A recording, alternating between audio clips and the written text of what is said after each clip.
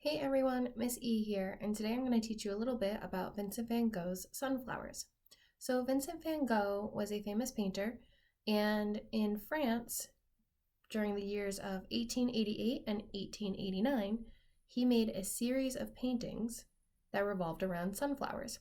Now he made 5 paintings that have to do with sunflowers, and the reason why he chose those types of flowers as a topic for his paintings was to show that you can still have an elegant painting using a varieties of one color. Now, a variety of one color, meaning that you have, like for example, in his paintings, yellow, you have darker versions of it, lighter versions, and different tints and shades of it is called monochromatic because you're only focusing on one color. And that's what monochromatic means when you break it down. Mono meaning one and chromatic meaning color. So when you look at all 5 of these paintings, you will find he has the exact same things in them. Each painting has a yellow table that the vase sits on. It has a wall in the background, which is yellow or a shade of blue. And he has a yellow vase in which the sunflowers sit on. He chose the color yellow because to him it was a symbol of being thankful. Now, yellow is a primary color and it holds the emotion of being thankful or being happy. Take this moment to think about what the color yellow means to you. What feelings do you feel when you see that color? So while you do that, we're going to make our own sunflowers today. Now I'm going to show you 3 different ways that Vincent van Gogh makes sunflowers, and we'll range them from the easiest way to make a sunflower to a middle range and a little bit more advanced after. So the first thing we're going to do is we're going to have our piece of paper. You can use a pencil first. I would actually recommend it. I'm going to use a marker so that you can see it. If you are using a marker, what I would recommend is have some scrap paper be behind your paper, because if not, it's going to go right through your paper sometimes. That process is called bleeding ink. So just want to give you guys a heads up on that. So let's first start with our vase. So our vase is going to be like a U shape with a flat bottom. Just like that. And I'm going to lean this down a little bit so you can see a little better. Now, in a lot of Vincent van Gogh's paintings, the vase looks like it's 2 tones, meaning that there's one color at the top and one color at the bottom. So I am going to add one line right here to show that it's going to be 2 different colors. The next thing we're going to do is we're going to start our flowers. So we're going to start with the simplest type of flower, and I will explain why he paints it the way that he paints it in a moment. So to make the easiest flower is you're going to draw a circle in the center, and then you're going to draw another circle around it. And it's okay if they're not perfectly lined up. Now the reason why probably that Vincent van Gogh made these sunflowers very simple like this is when you look at when a sunflower is starting to bloom, you can see the center in the middle, but then there's so many little petals around it that if you simplify the image, it looks like 2 circles. So we're going to draw 2 more, and we're going to overlap them. So what that means is that one is going to be in front of the other. So you're going to draw your circle for the center of your flower, and then you're going to draw another circle around it. And see how I didn't draw the second circle all the way? This is going to make it look like the first circle we drew pops out, or it sits right in front of it. So as you can see, if I put my hand right in the center, like I am this flower, and then I put my other hand right here, you can't see my full hand back here. That's what we're doing with this line right here. We're overlapping. So we're going to draw one more simple circle, and we're going to overlap it one more time. So that's a way to draw the very simple versions of his sunflowers. So next one, we're going to go into the intermediate, the medium way of drawing sunflowers. And the first thing we're going to do is we're going to do exactly what we just did,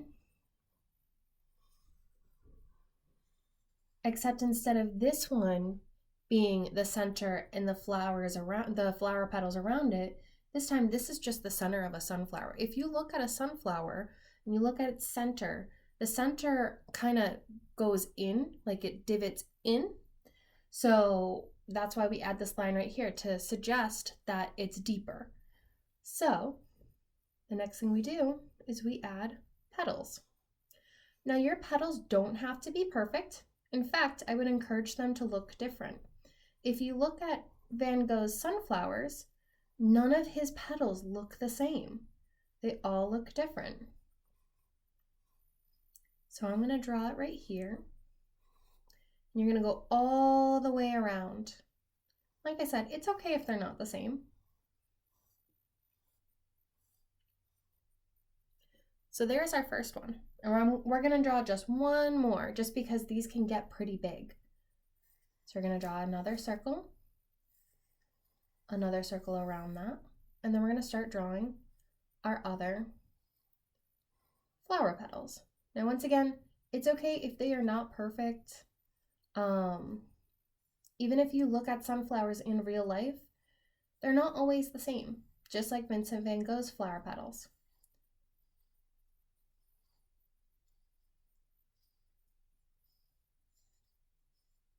And it's okay if they go off the paper.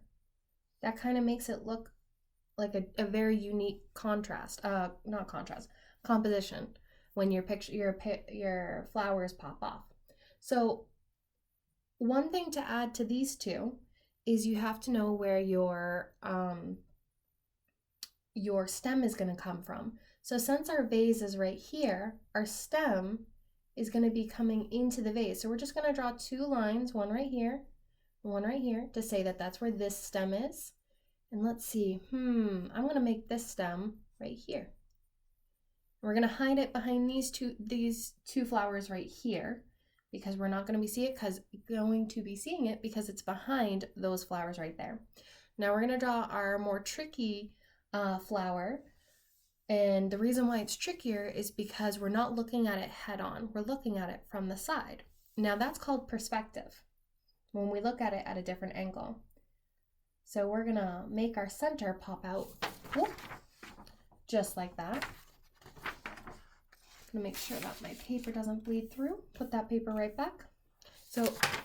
Or we'll leave it on the ground. That's fine.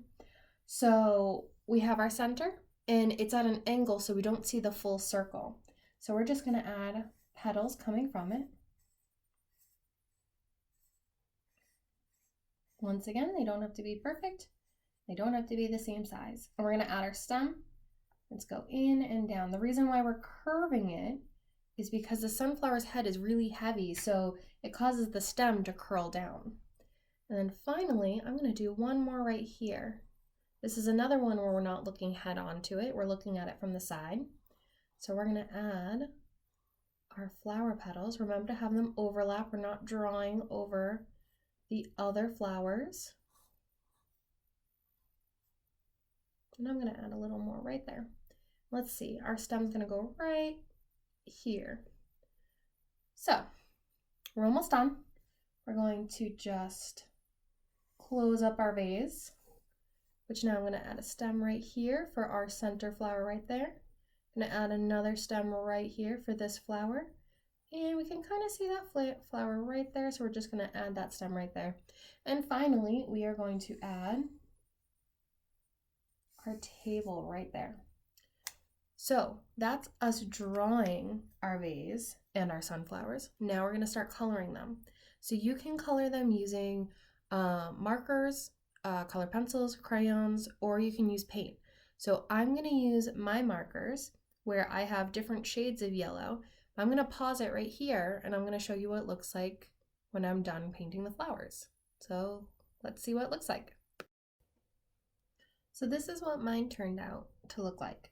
So I did add some blue like Vincent van Gogh did in one of his paintings, just because when I saw that a lot of my yellows were appearing to look the same, I wanted to add something in the background to make it pop. So yeah, so like I said, I had markers that come in different shades and tints of yellow.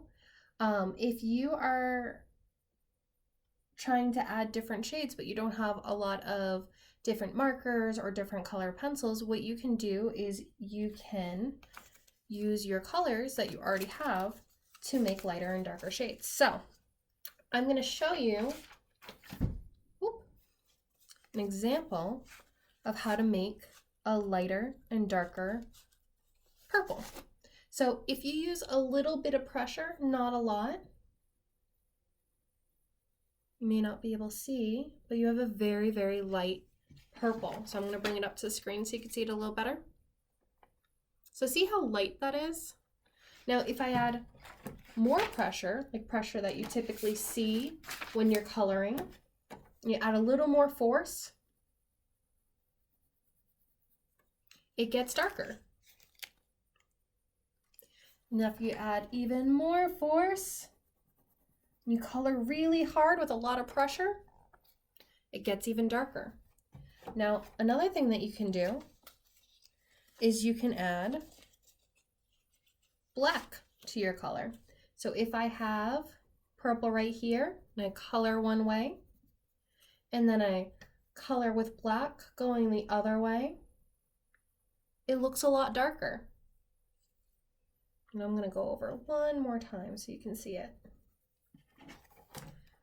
So see how both purples right here and here are still dark, but they're a different version of dark? Another thing that you can use is you can use its complementary color, so its opposite color. So if you look at a color wheel and you draw a line all the way across from purple, it's yellow. So I'm going to add my purple right here, and I'm going to add some yellow right here.